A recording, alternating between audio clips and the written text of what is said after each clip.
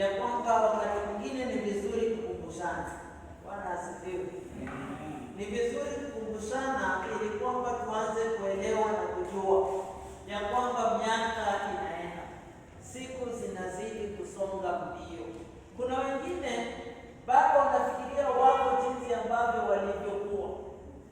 Kuna wengine wanafikiria the way walikuwa 10 years ago ndio bado wako jinsi walivyokuwa.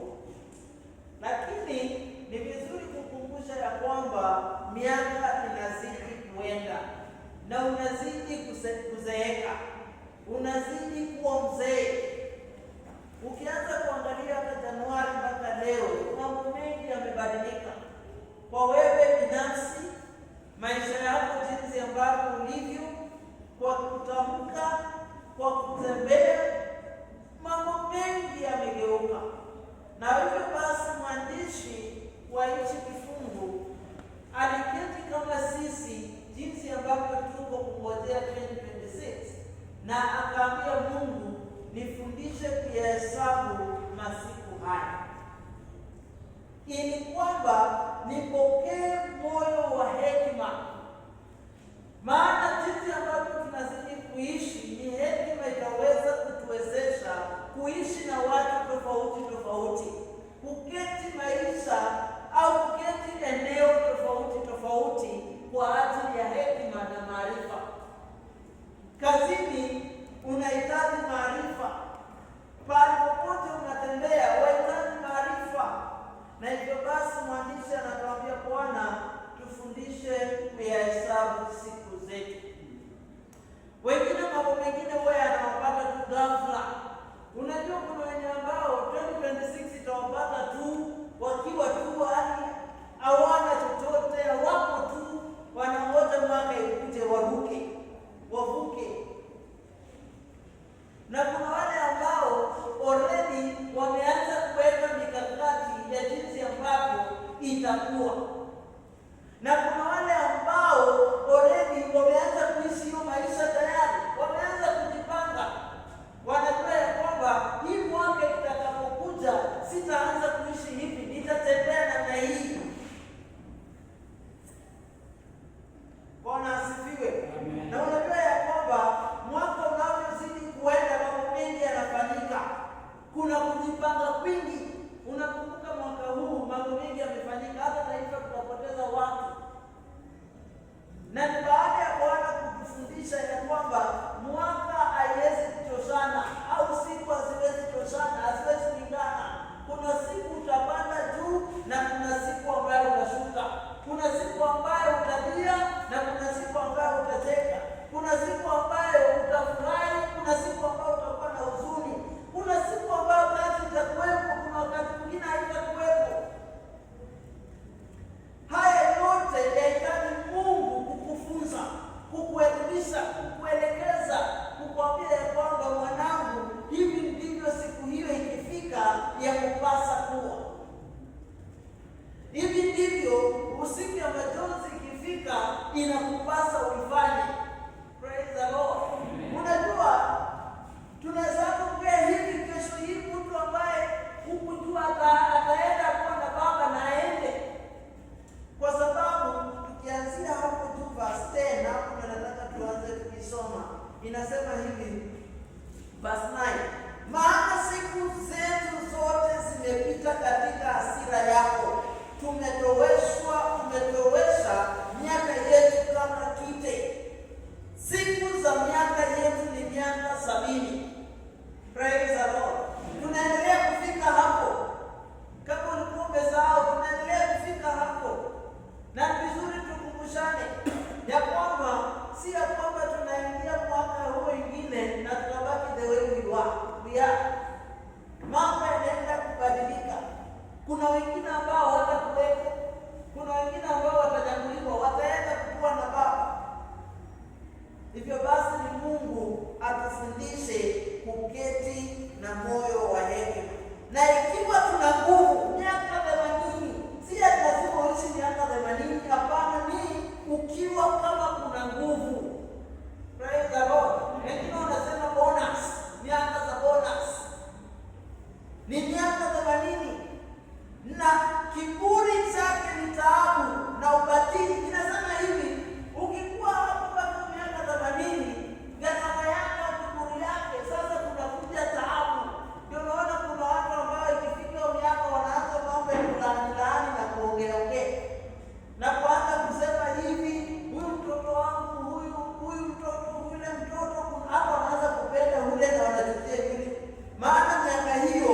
inakuja na taabu na ubatili. Ubatili, vanity, hakuna chochote cha maana.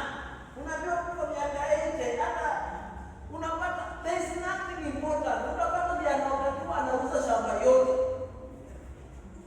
kwa sababu anakuwa hakuna kitu kingine anangojea, anajua kwenye namngojea.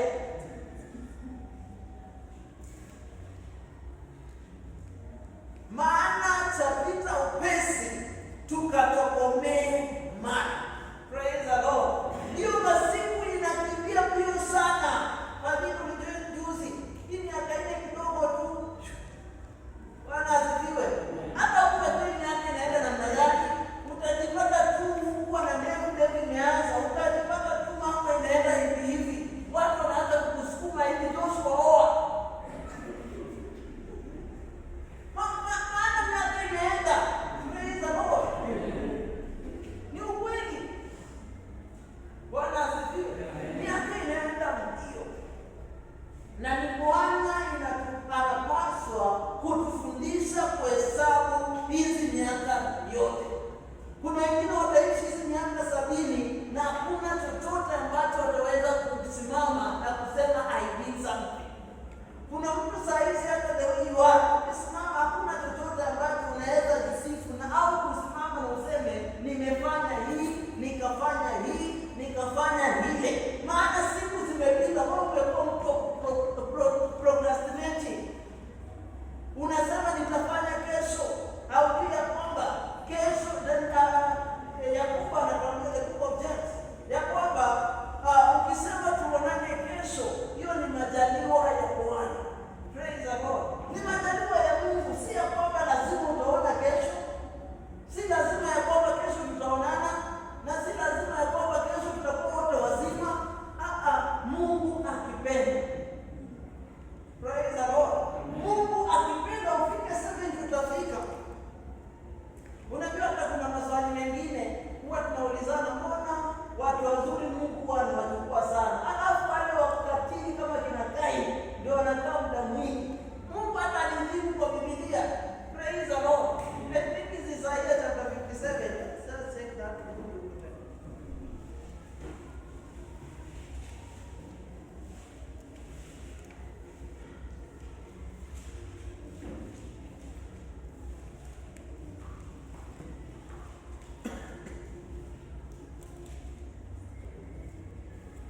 Chapter 57 Isaiah inasema, mwenye haki hupotea, wala hakuna aitiaye moyoni, na watu wataua huondolewa, wala hakuna afikiriaye ya kuwa mwenye haki ameondolewa, asipatikane na mabaya.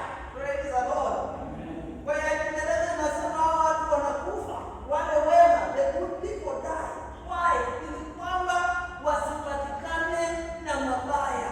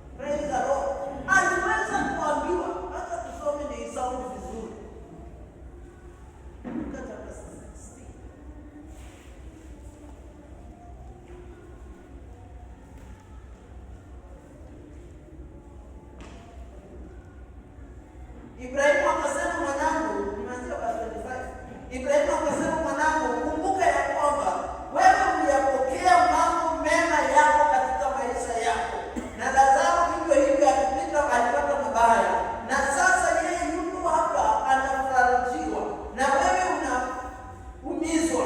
Na zaidi ya hayo, kati yetu sisi na nyinyi kumewekwa shimo kubwa, ili wale watakao kutoka huku kwenda kwenu wasiweze, wala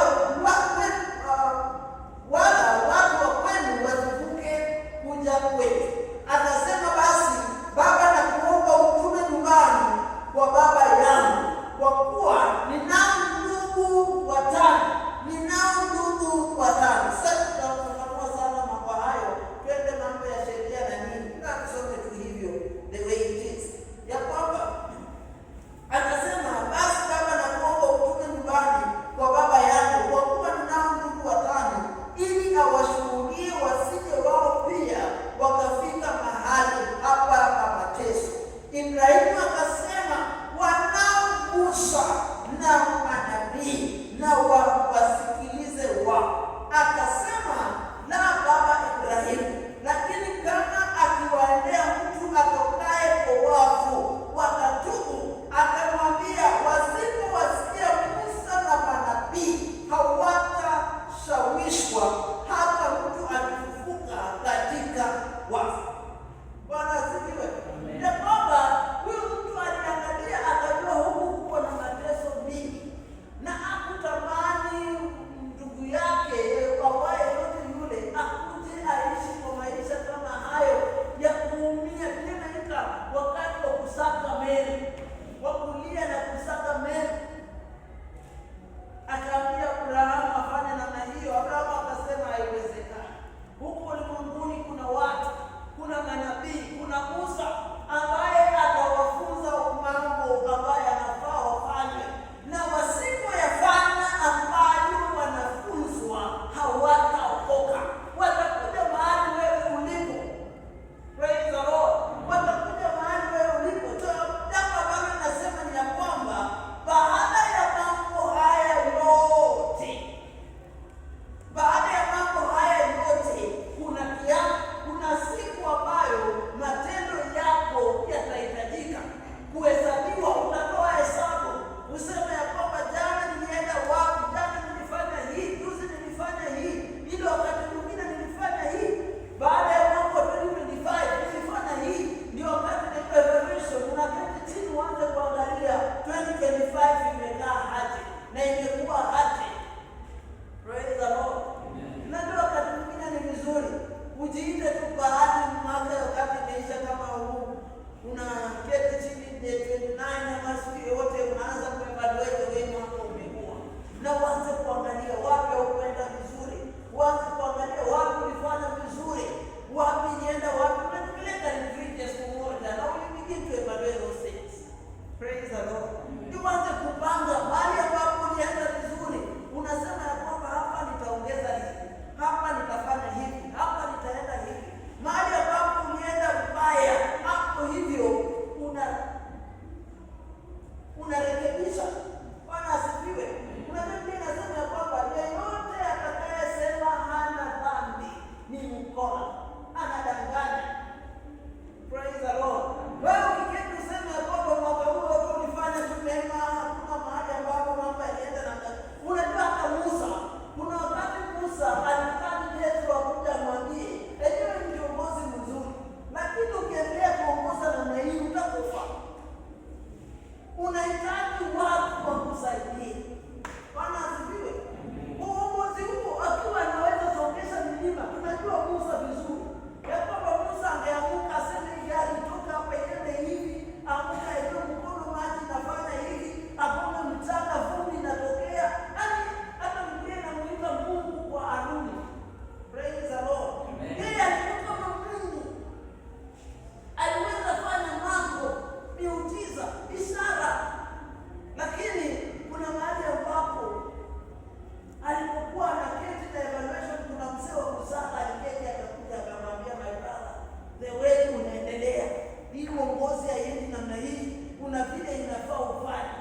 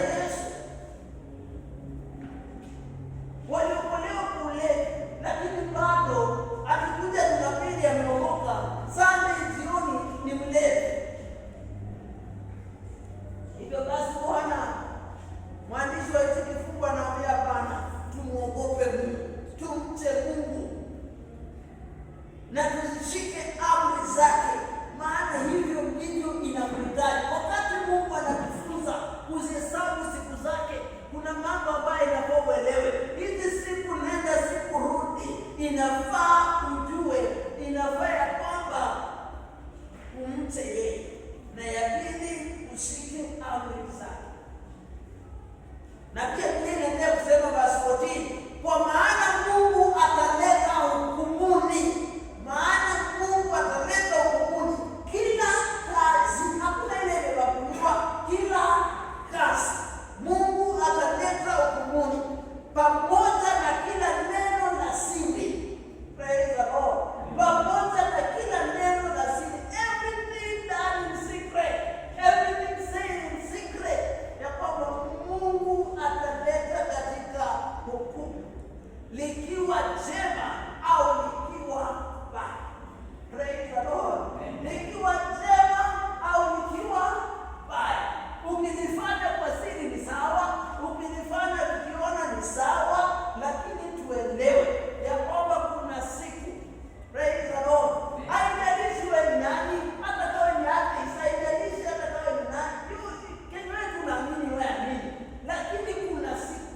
Praise the Lord. Kuna siku tu ambayo itakuja na Mungu atahukumu kila kazi, kila kazi.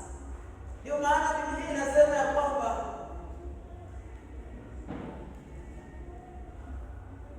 yule ambaye anaiba, Ephesians 4, yule ambaye anaiba asiibe tena. Praise the Lord.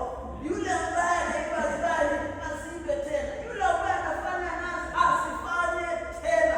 Yule ambaye anafanya asifanye hayo. Tumche Bwana. Mungu akizidi kukufundisha kuhesabu siku zake, anza kuelewa ya kwamba kuna mambo mengi yanahitajika na wewe. Yanahitajika umuogope. Yanahitajika, unajua, umuogopa Mungu tusikunene na kusema. Hata mimi nasema hivi kwa James, ya kwamba James 2:19, ya kwamba hata shetani wanamuogopa. Kwanza ukisikia jina lake wanatetemeka. Praise the Lord. Wanatetemeka, wanaogopa. Hivyo basi, Mungu akizidi kukufunza kuhesabu siku, kuna mambo mengi yanahitajika. Waza kuelewa, kuna hata vile vitu ambavyo Mungu anatukia. Si ya kwamba Mungu alikuita tukae hivi alafu akuache tuishi kwa udongo. Alikuita aanze kukusafisha. Ndio maana vitu ambavyo anavichukia anakueleza, anakuambia ninachukia hii. I think this is Proverbs 6:16. Inasema hivi, kuna vitu sita anavyovichukia Bwana. Kuna vitu sita anavyovichukia Bwana, na viko 7 vilivyo chukizo kwake: macho ya kiburi. Tuliokoka, tumeishi 2025, Mungu ametusaidia, lakini bado kuna mtu ambaye ako na kiburi, ameishi na pride, na tunaelewa ya kwamba pride comes before fall. Ukitaka kujua mtu anaenda kuanguka,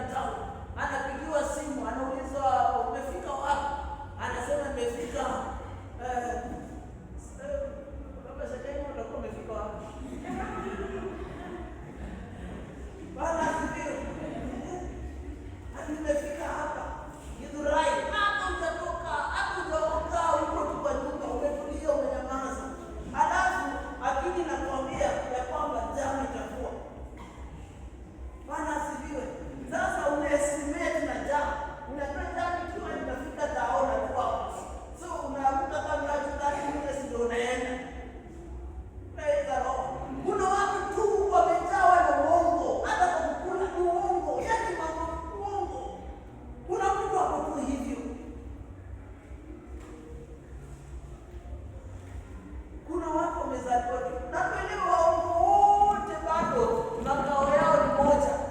Biblia inasema waongo wote watajipata jehanamu, na mikono imwagayo damu. Praise the Lord. Na mikono imwagayo damu. Nao pia nataka niweke hao watu wengine kwa hii mikono imwagayo damu. Kuna watu ambao wanaenda katoroni kufasi watu wengine wakufe. Unajua kuna siku nishaika tulikuwa kesha usiku, nikasikia kwa one of the brothers anaomba akisema wacha wakufe, wacha sio fanya namna gani, mpaka nimekaa hapo kama nikaamua nisiombe, nimsikize, nimuonee huruma.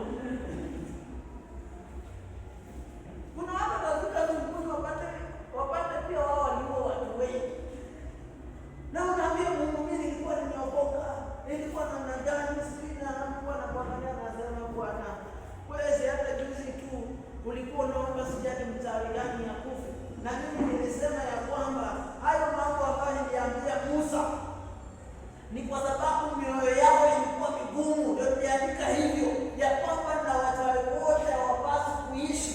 Lakini wakati Yesu alikuja na ujumbe mwingine ya kwamba kuna neema. Praise the Lord. Unaokolewa, unaambia yule mchawi ya kwamba mchawi wote hapaswi kuishi, na ni ukweli, lakini kuna uzima ndani ya neema. Ukiokoka kuna kuishi tena. Praise the Lord.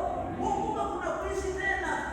Wewe maji wewe sasa hivi ukianza kufikiria wewe umeai kuwa na uanze kujiambia unafikiri ungeweza kuwa unaishi, ungekuwa ulipigwa mawe kama tungefuata sheria ya Musa, kama tungefuata Torah na wewe imeandikwa yote. Kuna mambo mengine hapa au ungefurahia. Praise the Lord. Unajua kwa Biblia kuna hata bahari inasema ng'ombe ikimdunga mtu na huyo mtu akufe, inamaanisha ya kwamba mwenye ng'ombe na ng'ombe wauao. Bwana asifiwe. Iko mambo mengi, lakini Yesu amekuja pia anatuambia kuna neema. Neema iletao ukombozi kwa kila mtu imefunuliwa. Praise the Lord. Na ndiposa inafaa sasa uache mambo mengine, mambo ya kuua watu kwa kufunga. Unajua fasting, kazi ya kufast ni kufanya your body to submit to God. Praise the Lord. Ni kufanya you submit the power of flesh. Ni kukua nguvu za mwili. Not even receiving, just making your flesh submit. Bwana asifiwe. Biblia inasema hivi, inaendelea inasema moyo wazao mawazo mabaya. Praise the Lord. Unajua kuna watu ambao wakiketi tu, yani kazi yao ni kuwaza mabaya. Hakuna kitu mzuri na waza. Unajua hata mimi naweza kuwa mhubiri tu hivi, na kuna mtu ananiangalia tu hivi, anaangalia, alafu yeye moyo wake anasema na amekonda. Ni baya. Bwana asifiwe.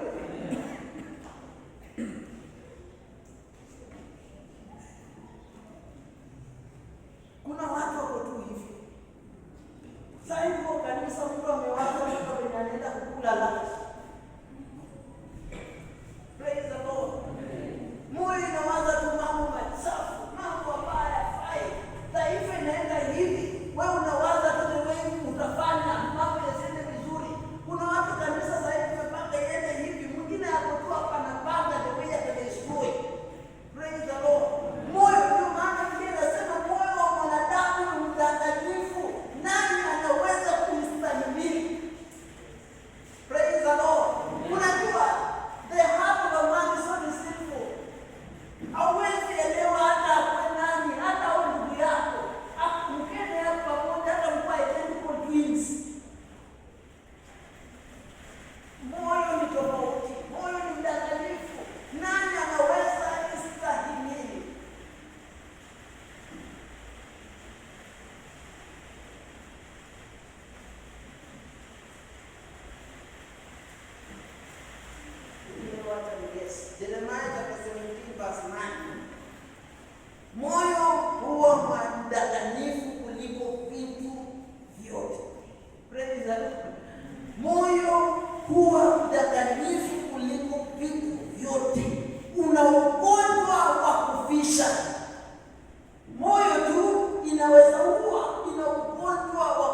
kuisha. Nani awezaye kujua? Mimi Bwana, Biblia inasema hivyo, mimi Bwana na uchunguza moyo na vijaribu viuno katika kumpatia mtu kiasi cha njia zake, kiasi cha matunda ya matendo yake. Praise the Lord. Mungu anajaribu na anaweza sasa kulipa kila mtu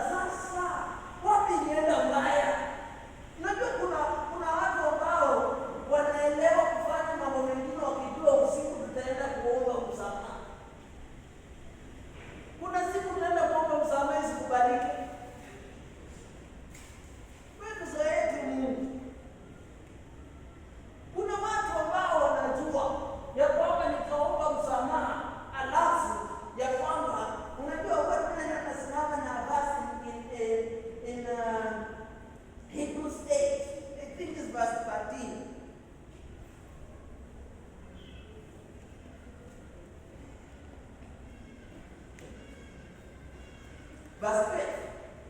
Kwa sababu nitawasamehe maovu yao na dhambi zao sitazikumbuka tena. Praise the Lord. Anaenda kujua ya kwamba Bwana atanisamehe na hata kumbuka tena, lakini amesahau ya kwamba kuna kifungu ambacho inasema kuna dhambi haisamehewi, dhambi ya kumkufuru Roho Mtakatifu. Kukufuru kufanya nini? Wewe kujua ambao walikuwa hapa Thursday, tulisoma sana mpaka tusome tukiwa wote. The book of Romans chapter 7 verse 15.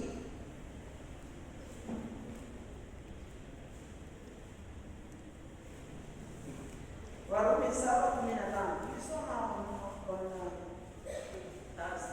inasema hivi, maana sijui nifanyalo, kwa sababu lile nilipendalo silitendi, bali lile nilichukialo ndilo ninalolitenda. Yaani inamaanisha hivi, wewe unajua kuiba ni mbaya, lakini bado unaiba. Wewe unajua ya kwamba kutenda kitu fulani ni mbaya, lakini bado unatenda. Na halafu unajua ya kwamba kuishi na amani ni mzuri, lakini haufanyi hiyo. Paulo anaandika hivi, anasema that which I'm supposed to do I do it not, and that which I'm required to do I don't do it. Kuna watu ambao wanaelewa haya mambo yote ambayo tunasema si geni, lakini kwao wameishi na hayo maisha ya uongo, being a false witness. In fact, when they go about 10 commandments, I think it's commandment number 9. Do not accuse anyone falsely. Sini ukweli. Do not accuse anyone falsely. Mungu atuokoe sana ya kwamba usipatikane kwa kosa na dhambi kama hiyo. Wakati anapofunza kuhesabu miaka na siku, Mungu akusaidie. Jambo lingine, naye bado Methali chapter 6 verse 19 inasema, naye apendaye mbegu za fitina kati ya ndugu. Praise the Lord. Naye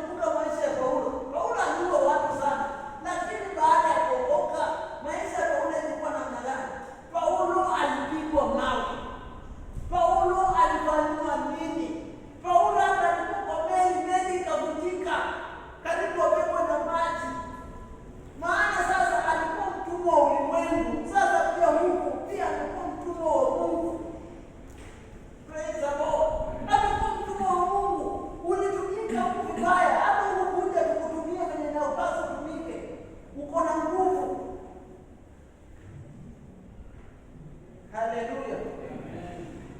Kuna watu ambao maisha yao ni maisha ya fitina.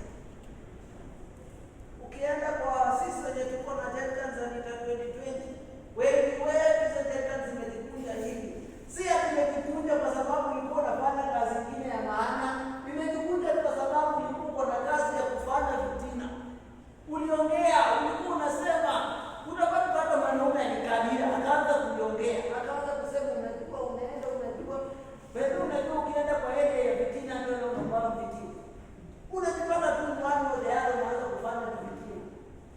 Halafu na kitu unasimama unasema hakika na mimi sikuwa hivi. Kwani kiendaje? Ni kwa sababu umeingia kwa area ambayo kila mtu ni mfitini, kwa kanisa kila mtu ni mfitini. Hakuna tajiri mfitinaji. Saa ngapi unapofanya kazi, saa ngapi unapofanya fitina? Ushaisikia hata fitina ya watu wenye wako na pesa nzuri. Fitina yao inakuanga ya kwamba unajua fulani anunua gari fulani, so tufanye bidii hata sisi tununue gari lingine. Yaani fitina yao hata inakaa maendeleo. Praise the Lord. Watu wanaongea kitu inakaa yenyewe. They are speaking something unasema ukisimama pale na tuanze kuongea nasema unajua church yetu tulisema tithes inafaa tuweke tithes. Unaongea vitu inakaa maana. Praise the Lord. Si ati mnakaa pale alafu unaanza kusema unajua sijuzi tulikuwa hapa na harusi. Kuna watu ambao wako na mdomo. Leo kuna watu ambao walisema ulionaje kwa harusi? Ulionaje? Unawa si tunajuana. Praise the Lord. Nani ajui mwingine? Tunajuana. We know ourselves. Kuna wanalienda pale, kuna watu ambao pia hawakosani kutoa makosa. Kukosoa. Hawakosi. Honestly hakuna. Sijui unajua mimi nimekuwa mkalimani sana kwa Kiingereza na Kiswahili sana nimefanya sana. Sasa wakati mwingine nikiwa nimeketi pale na mwenye kalimani hapa mbele ya meza kalimani, ninasikia huyu hata sometimes kwa kuhubiri. Saa zingine mhubiri anasahubiri na nimsikize. Siku kweli si hata kama unafanya hivyo. Siku unaendesha gari. Siku unaendesha gari kwa sema yenyewe. I think madereva wote duniani wazimu. Vipi peke yangu niko sawa? Inafanyika. Praise the Lord. Inafanyika. Si ati kitu haifanyiki. Kuna watu wanaokuwa kama hivyo. Anaketi tu, anasikia. Leo akuhubiri vizuri. Leo amefanya nini? Leo kuna watu wakutuna na hiyo na hiyo. Unajua kuna siku nilikuwa pahali nimehubiri tu vizuri. Mpaka nikahisi ndio watu nafaa waokoke. Mpaka hata pasta wape nafaa waokoke. Alafu kuna Mungu akanitumia text. Akanitumia apostle. Unajua leo sikuwa kanisani lakini ninasikia ulinihubiri. Nikashiriki. Hata pesa niko nayo mpaka leo. Alinivest in 2023. Na ni ndugu mwenye tumetembea na yeye sana nikauliza hivi ndugu yangu. Hata ndio namhubiri, hata ndio namsema. Kuna watu wako hivi mpaka nikamuuliza my brother, ni nani alikuambia hayo maneno? Hakukwambia ya kwamba kwenye nilisema, badala ya mimi nilikuwa nahubiri ya standing in the gap. Ya kwamba kusimama kwenye fasi. Simama kwenye fasi. Nikamangana, nikafafanua vizuri. Lakini kuna mtu anatoka anaenda anaambia mwingine mwenye hapo kanisani, apostle alikuja leo, na leo mhubiri nilikuwa tumwelewa. Kuna napotu hivyo hata kanisani, napotu hivyo. Na hao ndio sasa Biblia inasema Mungu huchukizwa na wao. Kwa mambo ambazo Mungu huchukia, fitina, gossipers. In fact, imetajwa mahali pengi sana. Malice. Ukienda kwa matendo za mwili, Galatians chapter 5 from verse 17. Tende 16 nasema ishi kwa tembea kwa roho na utatimiza maisha matendo ya mwili, na ikataja hapo matendo ya mwili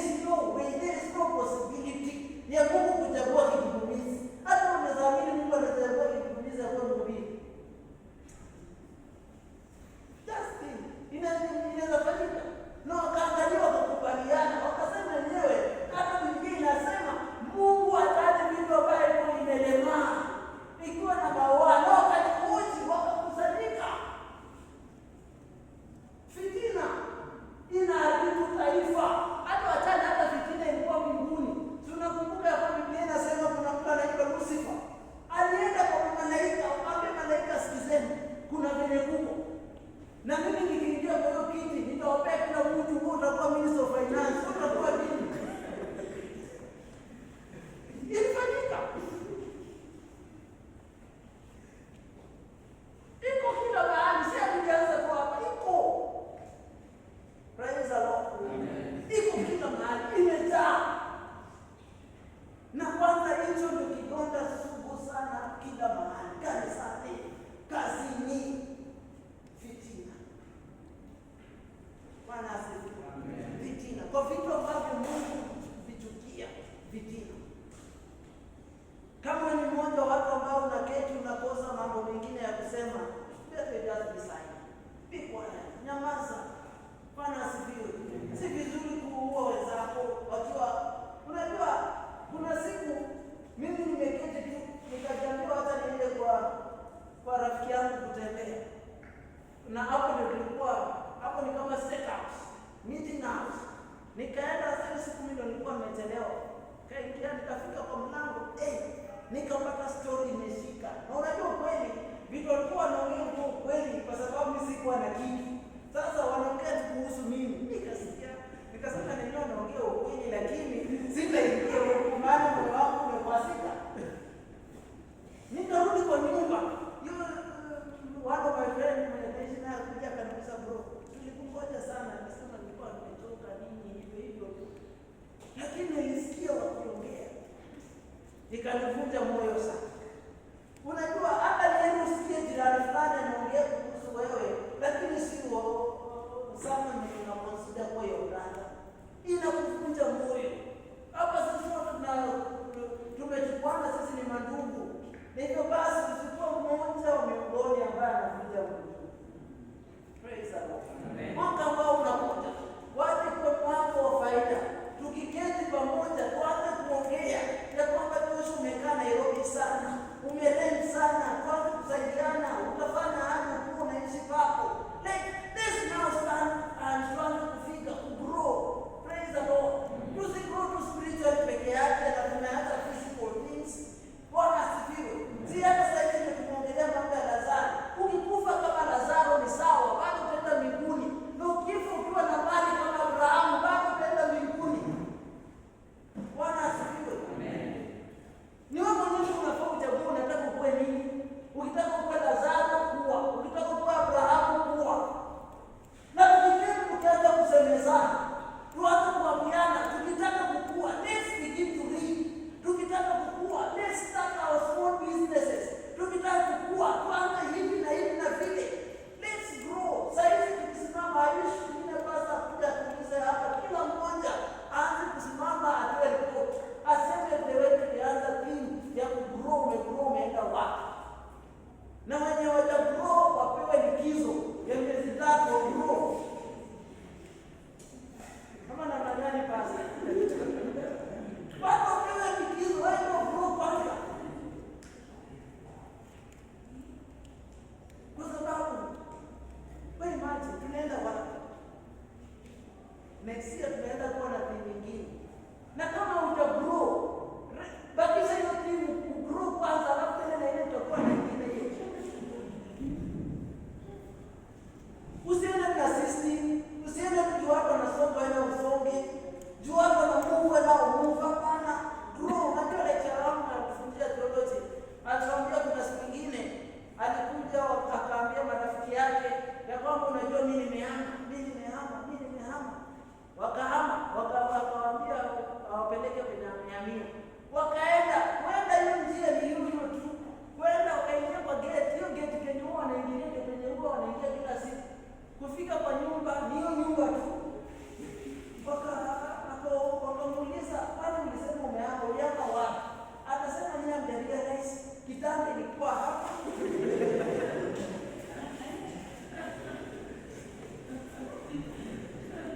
Ama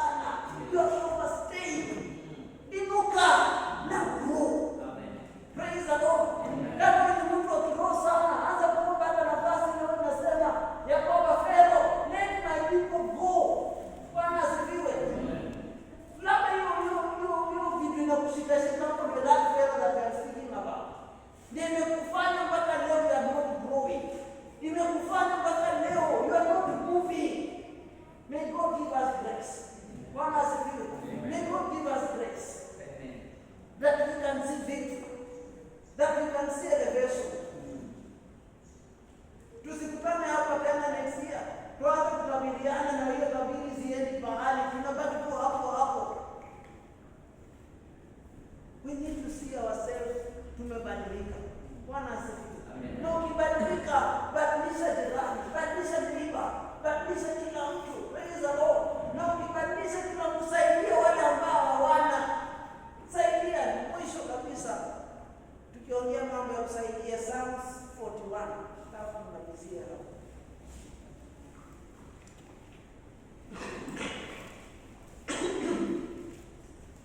Nilikuwa nafikiria kwamba Mungu atafanya mvua inyeshe. Mimi ni kama amesema mvua iishe tumalize ibada.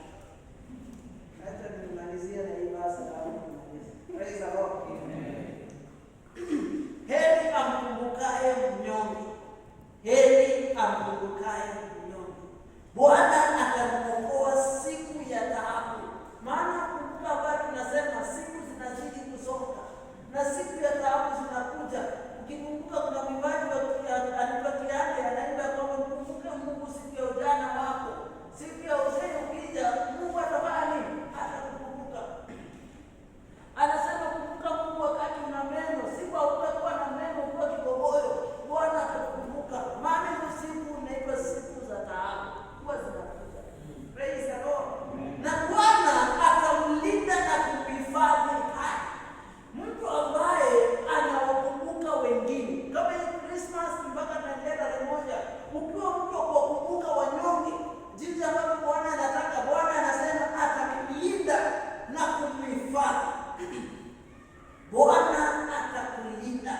God will protect you and He will preserve. Praise the Lord. Atakulinda, kukukinga, mabaya yasikupate, mambo yote yasikupate. Atakulinda na kukuhifadhi hai. Naye atafanikiwa katika nchi. In this country, wale ambapo kila mtu anasema hii, kila mtu anasema hii, huyu anasema ile, huyu anasema hivi, ndio kila pale nasikia wakiongea kijirongo sio kufanya namna gani hapo tutawasikia. Hiyo mambo iko mingi, lakini siku kama hizo za taabu zikiwa, Biblia inasema ya kwamba Mungu Bwana, praise the Lord, atakufanikisha, atafanya ufanikiwe katika nchi hiyo. Jeremiah 8:6 inasema ombea nchi ambayo uko ndani, maana itakapofanikiwa utafanikiwa pia. Wala usimtie katika hali wamtakiayo adui zake. Bwana hawezi kuweka katika the will of your enemies. Unajua maadui, hakuna siku adui atasema atakuona ukiendesha gari, atakuona anaomba kwenda shamba. Hakuna siku yoyote adui atakutakia mambo kama hayo, lakini Bwana anasema atakuhifadhi ili kwamba uepuke kusudi na lengo ya maadui. Praise the Lord. Bwana atamtegemeza alipo mgonjwa kitandani. Bado wakati mwingine ugonjwa inakuja. Sasa kuna mtu Elisha alikuwa mgonjwa. Na kwa mgonjwa, hata mgonjwa ikamuua, si hata kama ukiwa anointed ugonjwa Yesu. Ndio wakati mwingine unakuja. Praise the Lord. Na ikija, Bwana anasema ya kwamba yeye atakuokoa. Katika ugonjwa wake umemtandikia. Nani alisema Bwana unifadhili, uniponye roho yangu, maana nimekutenda dhambi. Praise the Lord. Maana nimekutenda dhambi. Ndipo tukianza kusema yeyote ambaye anasimama na kusema ana uongo au na dhambi ana chochote, anasema uongo. Ndipo unaketi unaambia Bwana, peleleza moyo, chunguza moyo, uniponye, unifanye jinsi wewe upendavyo. Kumbuka mwenye tulianzia Psalms 90:4. Inasema hivi. Hicho ndio kifungu ambacho tulianzia. Inasema maana miaka elfu machoni pako ni